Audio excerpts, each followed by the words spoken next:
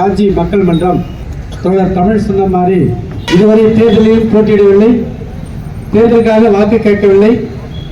ஒரு பொது வாழ்வும் கம்யூனிஸ்ட் நாடுகள் இருக்கக்கூடிய சைனாவிலும் சரி 20 நாடுகள் கம்யூனிஸ்ட் நாடுகள் கூட அந்த பொது வாழ்வகம் என்பது இல்லாத, உலகத்தில் இல்லாத ஒரு அதிசயம் மக்கள் மன்றத்திலே செங்கோடிபுரத்திலே நடைபெறுகிறது. எங்களுடைய அருமை தோழர் மகேஷ் அக்கா அவர்கள் தன் வாழ்நாளை எல்லாம் திருமணம் கூட செய்து கொள்ளாமல் இந்த பழங்குடியின மக்களுக்காக, தாழ்த்தப்பட்ட மக்களுக்காக 24 மணி நேரம் போராடக்கூடிய அக்கா மகேஷ் அக்கா அவர்களுக்கும், நம்முடைய குழந்தைகளை, இளைஞர்களை வழக்கறிஞராக மாற்றுவது, கல்வியாளராக மாற்றுவது, இந்த சமுதாயத்தில் முதன்மை மாணவராக மாற்றுவது அன்றாட பயிற்சி கொடுக்கிற எங்கள் அருமை அக்கா ஜெசி அக்கா அவர்களுக்கும், எங்களோடு பயணிக்கக்கூடிய 25 ஆண்டு காலம் கம்யூனிஸ்ட் பொது வாழ்க்கையில் நேர்மைக்கு சொந்தக்காரர் தோழர் லாரன்ஸ் அவர்களுக்கும், திராவிட முன்னேற்ற கழகத்தினுடைய ஒன்றிச் செயலர் அண்ணன் சேகரண்ணன் அவர்களுக்கும், நகர செயலாளர் அண்ணன் ஆண்டியண்ணன் அவர்களுக்கும், மற்ற கூட்டணி கட்சி விடுதலை சிறுத்தை கட்சியினுடைய பேரூராட்சி கழக செயலாளர் அசோக்குமார் அவர்களுக்கும், மற்ற மக்கள் மன்ற தோழர்கள், நிர்வாகிகள் அனைவருக்கும் என் முதற்கண் வணக்கத்தை தெரிவித்துக் கொள்கிறேன். இந்தியாவில் சுதந்திர போராட்டத்தில் பங்கு பெறாத ஒரே கட்சி அது மோடி கட்சி. சுதந்திர போராட்ட வீரர்களில் வாஜ்பாய் அவர்களும் அத்வானி அவர்களும் வீடுகளில் சென்று இவன் தான் சுதந்திர நாட்டுக்காக போராடுவன் காட்டி கொடுத்த கையாள கூட்டம் RSS பிஜேபி கூட்டம். இந்திய அரசியலமைப்பு சட்டம் என்பது மதசார்பற்ற சோசியலிச ஜனநாயக குடியரசு. இப்ப என்ன மாத்திரானா RSS சமூக விரோதிகள் குண்டாசு சட்டம் மாற்றிருக்கிறான், பல சட்டங்களை தீர்த்திருக்கிறான். இந்திய தண்டனை சட்டத்தை தீர்த்திருக்கிறான், இந்திய சாட்சிய சட்டத்தை, சாட்சியம் சொல்லக்கூடிய சட்டத்தை திருத்துகிறான், CBRC சட்டத்தை திருத்திருக்கிறான். இப்படி பல்வேறு கோணங்களில் அம்பேத்கர் போராடிய, பெரியார், அண்ணா, கலைஞர் போராடிய பல்வேறு தொழிலாளர் சட்டங்களை மத்திய அரசு, மோடி அரசு திருத்தங்கள் செய்திருக்கிறது. இன்னைக்கு அவங்க இப்ப டெல்லியிலே விவசாயிகள் போராடி வராங்க.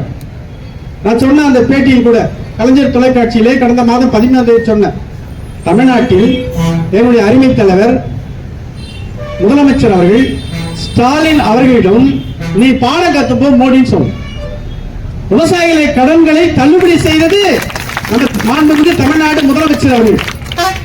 மத்தியிலே ஆட்சி செய்யக்கூடியவன் ஆயிரக்கணக்கான விவசாயிகளை தற்கொலை தள்ளியது. 10 லட்சம் விவசாயிகள் தன்னுடைய நெல்லுக்கு, கரும்புக்கு, கட்டுப்படியான கோதுமைக்கு விலை கிடைக்கல என்று இந்தியா முழுவதும் தன்னுடைய மருந்து, பயிருக்கு அடிக்கக்கூடிய பூச்சி மருந்து வைத்து குடித்து தற்கொலை செய்து கொண்டார்கள் 10 லட்சம் பேர் 10 ஆண்டுகளில். இதை மோடி விவசாயிகளை பற்றி கவலைப்படுகிறாரா? விவசாயத்துக்கு ஏதாவது செய்கிறாரா? அவர் கட்சியில் யாரெல்லாம் இருக்கிறாங்க? சக்கராச்சாரி இருக்கிறாரு, வாசுதேவ ஆச்சாரி இருக்கிறாரு, பல ரவுடிகள் முழுவதும், நகரம் முழுவதும், காஞ்சிபுரம் நகரம் முழுவதும், வாலாஜாபாத் நகரம் முழுவதும் பல்வேறு சமூக விரோதிகள் செய்யக்கூடிய கொலை, கற்பழிப்பு, சொத்தை அபகரிப்பது, அண்ணன் தம்பிகளை சண்டை வளைப்பது, ஒரு ஊரை இரண்டாக்குவது, ஜாதி மோதலை, மத மோதலை உருவாக்கக்கூடிய சமூக விரோதி கூட்டம் தான் அந்த கட்சியிலே மெம்பரா சேர்த்துருவோம். இந்தியா முழுவதும் எல்லாம் யாரை பார்த்தா நல்ல, அது அரசியல் தான் நாங்க நேர்மையா இருக்கோம், உண்மையா இருக்கும். நானும் பாண்டியன், சேகரன், மகேஷ் அக்கா, லாரன்ஸ் உண்மையா இருக்கும், நேர்மையா இருக்கும். அவங்களை கை நீட்டி பணம் வாங்கல, லஞ்சம் வாங்கல. ஆனால் பிஜேபி, RSS உடைய பாரதத்தினுடைய முதல் குடிமகள் ஜனாதிபதியை ஒரு தாழ்த்தப்பட்டவர்கள் என்ன சொல்லி அவரை பாராளுமன்றத்தில் அழைத்தால், திறப்பு அழைத்தால் தீட்டாகின்னு அந்த அம்மா கூடும். இது ஒரு கட்சி, இது ஒரு ஓட்டு கேட்டுன்னு வருது. ஒரு மாநிலத்தை கூட ஜீரோங்க. மோடி கட்சி, RSS கட்சி, பிஜேபி கட்சி ஒரு மாநிலத்தில் கூட செல்வாக்கு இல்லாம போட்டியை மாத்த போறாங்க. ஓட்டு போட்டா உதயசூரியனுக்கு ஓட்டு போட்டா தாமரை வருது. எப்படி வரும்? அறுவாள் சுத்திக்கு ஓட்டு போட்டா தாமரை வருது, பானைக்கு ஓட்டு போட்டா தாமரை வருது. ஒரு செட்டிங் பண்ணிருக்கான். இப்படி எல்லாம் கங்கணம் கட்டிக்குன்னு தினசரி பத்திரிகைகள் எழுதுறான். மண்ணை கவப்பது RSS பிஜேபிக்கு ஓட்டு யாரும் போட மாட்டாங்க. நேற்றைய முன்தினம் ஜவஹர்லால் நேரு யூனிவர்சிட்டியிலே இடதுசாரியுடைய மாணவர், இந்திய மாணவர் சங்கம் தேர்தலில் போட்டியிட்டது. RSS AVP தேர்தலில் போட்டியிட்டது. ஒரு இடங்களில் கூட RSS பிஜேபி மாணவர் சங்கம் வெற்றி பெறவில்லை. இந்திய மாணவர் சங்க இடதுசாரி தோழர்கள் அனைவரும் வெற்றி பெற்றார்கள். அங்கே ரவுடிகளை வைத்து, மாணவர்களை வைத்து, பல்வேறு ஓட்டு பெட்டிகளை மாற்றி மாணவர் சங்க பேரவை தேர்தலிலே முறைகேடு செய்தது RSS பிஜேபி. அங்கே உன்னால ஒண்ணும் பண்ண முடியல. இங்க வந்து என்ன பண்ண போற? உனக்கு ஒரு 2000 பூத் இருக்குன்னு வச்சுக்க. உனக்கு பூத்துல ஓட்டு கேட்க ஆள் இருக்குதா? பூத்து ஏஜென்ட் உட்கார ஆள் இருக்குதா? இல்ல ஓட்டு கேட்க ஆள் இருக்குதா? என்ன இருக்குது? நேற்று வண்டி பிடிச்சான், கோடி கோடியா பணம் வந்து லாரியில வருதுன்னு ஒருத்தன் போன் பண்ணி சொல்றான். பணத்தை எத்தாந்து, கொள்ளையடிச்சுக்கிற பணத்தை எத்தாந்து, எல்லா விவசாய தொழிலாளிகள் எல்லாருடைய பணத்தை கொள்ளையடித்து அந்த பணத்தை தமிழ்நாட்டில் செலவு செய்தால் ஓட்டுக்கு 1000 ரூபாய் 2000 ரூபாய் கொடுத்தால் தாமரைக்கு ஓட்டு விழும் என்று அண்ணாமலையும் எல் முருகனும் தமிழிசை சவுந்தரராஜனும் அந்த அம்மா கங்கண கட்டியை திரிகிறாங்க. ஓட்டு கேட்க கூட ஆள் இல்லையா, பிரச்சாரம் பண்ணது கூட ஆள் இல்லையா. தமிழ்நாட்டில் வந்து எங்களை வந்து திராவிட முன்னேற்ற கழகத்தையும் கம்யூனிஸ்ட் கட்சியும் மார்க்சிஸ்ட் கம்யூனிஸ்ட் கட்சியும் விடுதலை சிறுத்தை கட்சியும் எங்களை பார்த்து, எங்க கூட்டணியை பார்த்து கேவலமா பேசி வருகிறார். நீ போய் உனக்கு தைரியம் தான் ஓட்டு கேளு, உனக்கு ஆள் இருந்தா ஓட்டு கேளு, ஆள் இருந்தா ஓட்டு போட்டுக்கோ, ஒண்ணு பொட்டி மாத்திடலாம், இல்ல 1000 கோடி 2000 கோடி எம்எல்ஏ எம்பியை காசு கொடுத்து வாங்கிடலாம். இப்படிலாம் அவனுக்கு நினைப்பு நினைச்சுக்கிறாங்க. அப்போ விவசாயிகளை பாதுகாக்கவில்லை, மாணவர்களை பாதுகாக்கவில்லை. கல்வி கட்டணம் என்பது லட்சக்கணக்கில் கோடிக்கணக்கில் பணம் இருந்தால்தான் நீங்க டாக்டர் ஆக முடியும். மார்க்கெட்ல காய்கறி விற்கிற மாதிரி MBBS-க்கு 1 கோடி ரூபாய், இன்ஜினியருக்கு 20 லட்சம் ரூபாய், இது மாதிரி உயர் ஜவஹர்லால் நேரு IIT போன்ற நிறுவனங்களில் நம்ம போன்ற பிற்படுத்தப்பட்ட தாழ்த்தப்பட்ட மக்கள் அங்க போய் படிக்க முடியல.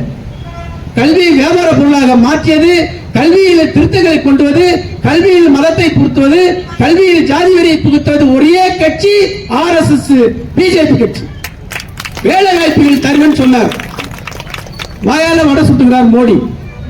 அவர் வந்து வேலை வாய்ப்பு இளைஞர்களுக்கு உருவாக்கி தருவேன், ஒருத்தனுக்காவது வேலை வாய்ப்பு உருவாக்கி கொடுத்தியா? நம்ம ஊர்ல தமிழ்நாட்டில் ஸ்டேட் பேங்க்ல எல்லா அரசு அலுவலர்களும் வடமாநில வந்து வேலை செய்யும். தமிழ்நாட்டு இளைஞர்கள் வந்து வேலை செய்யும். UPSC டூப்ளிகேட் நடக்குது. UPSC போர்டு என்பது ஒரு நல்ல ஆளு உள்ள அவன் சேர்க்கல.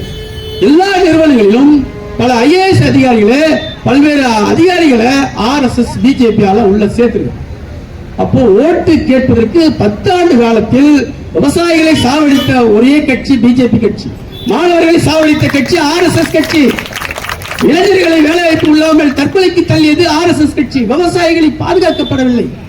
ஒரு இட்லி ஹோட்டலுக்கு போனா அது GST வரி, பூவுக்கு GST வரி, பொட்டுக்கு GST வரி, எல்லாத்துக்கும் GST வரி. ஒரு மரசாமான் வாங்க போனா GST வரி, நகை எடுக்க போனா GST வரி. எப்படி மக்களால் வாழ முடியும்? அரிசி வாங்க போனா அரிசிக்கு GST வரி. விலைவாசியை கட்டுப்படுத்தாத 10 ஆண்டுகளில் விலை மூட்ட அளவுக்கு விலைவாசியை உயர்த்தியது யார்? மோடி. மோடிக்கு வாக்களிக்கலாமா? அந்த மோடி உலக பணக்கார உலகம் முழுவதும் சுத்தி சுத்தி வர மோடி அவர்களே இலங்கையில் நடந்த மாதிரி மக்கள் குழுத்தெழுந்து அந்த ஆட்சியை எப்படி கவுத்தார்களோ, இந்தியாவில் இப்ப நடக்கூடிய பாராளுமன்ற தேர்தலில் மோடிக்கு ஓட்டு கிடையாது. இந்தியாவின் நாட்டில் உங்களுக்கு இடம் கிடையாது. ரத்தம் சிந்தி போராடி நம்முடைய அண்ணா அவர்களும், பெரியார் அவர்களும், கலைஞர் அவர்களும், ஜீவானந்தம் அவர்களும், சங்கரையா அவர்களும், நல்லக்கண் அவர்களும் தியாகம் செய்த ஒரு நேர்மையான ஒரு தலைவர்கள் தமிழ்நாட்டில் வாழ்கின்ற அவர் சென்ற கொள்கைகளுக்கு நாம் இந்திய கம்யூனிஸ்ட் கட்சியும் மார்க்சிஸ்ட் கம்யூனிஸ்ட் கட்சியும் திராவிட முன்னேற்ற கழகமும் நாங்கள் உயர்த்தி பிடிப்போம். நீ வந்து இங்கெல்லாம் தமிழ்நாட்டில் உன்னால வேலையாவாது. நேற்று சொல்றான் பாட்டாளி மக்கள் கட்சிக்காரன், திமுக மொத்த பேர் உள்ள போட்டாங்க, ஒரு 50 பேர் மனு கொடுத்தாங்க. மாம்பழம் அழிவுபடும், மாம்பழம் வேலையாவாது, தப்பா முழுகிப்போன கப்பல் வேலையாவாது. கடைசி டைம் வரையும் எடப்பாடியோட காலம் வந்து கடைசியா போய் தாமரையும் உட சேர்ந்துட்டாரு. தாமரை பூக்குமா? தாமரையும் அழிவுபடும். அந்த கூட்டணி கட்சிகள் இந்தியாவில் 20க்கு மேற்பட்ட மாநிலங்களில் 0 இன்னைக்கு புள்ளி விவர சொல்லியிருக்கான்.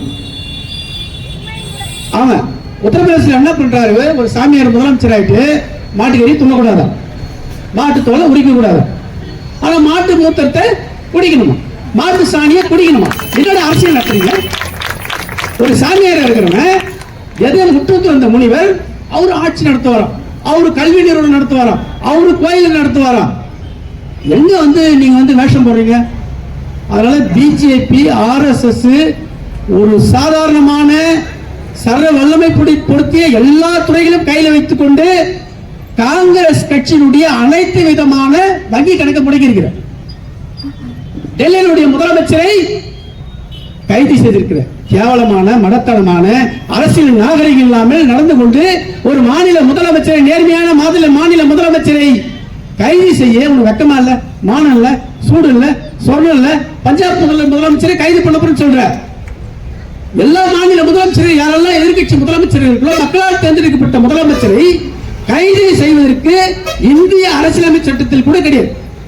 மோசமான நிலையில் ஹிட்லர் எப்படி பண்ணாலும் அதே வேளையில் மோடி அவர்கள் இந்த தேர்தலில் பயன்படுத்துகிற வாலாஜாபாத் நகர பெரியவர்களே, தாய்மார்களே, இன்றைக்கு நீங்கள் அளிக்க வேண்டிய சின்னம் உதயசூரியன் சின்னம், ஏழைகளின் சின்னம் உதயசூரியன், விவசாயிகளின் சின்னம் உதயசூரியன்.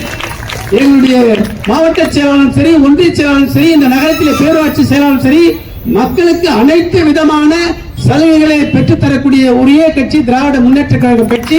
அந்த கட்சியினுடைய வேட்பாளரை நீங்கள் தேர்வு செய்து பாராளுமன்றத்தில் அனுப்பினால் மத வெறி இருக்காது, ஜாதி வெறி இருக்காது, பாராளுமன்றம் சாமியார்கள் கூடாரமாக இருக்காது. எல்லாமே இன்னைக்கு RSS கைப்பாவில், பாஜக கைப்பாவில் போயிருக்கு. சும்மா ரோட்ல போய் சுத்தினோம்னா நான் பிஜேபி மாவட்ட செயலாளர், நான் இணை செயலாளர், நான் ஒன்றிய செயலாளர், இப்படி எல்லாம் சும்மா இருக்கிற ஆள்லாம் போட்டு நீங்க வேஷம் காட்டுறீங்க. இந்த தேர்தலில் நீங்கள் மண்ணை கவ போறீங்க. ஓட்டு யாரும் உங்களுக்கு போட மாட்டாங்க, பிரச்சாரத்துக்கு வராதிங்க. ஏதோ அந்த மனு தாக்கல் பண்ணி விட்டோம்.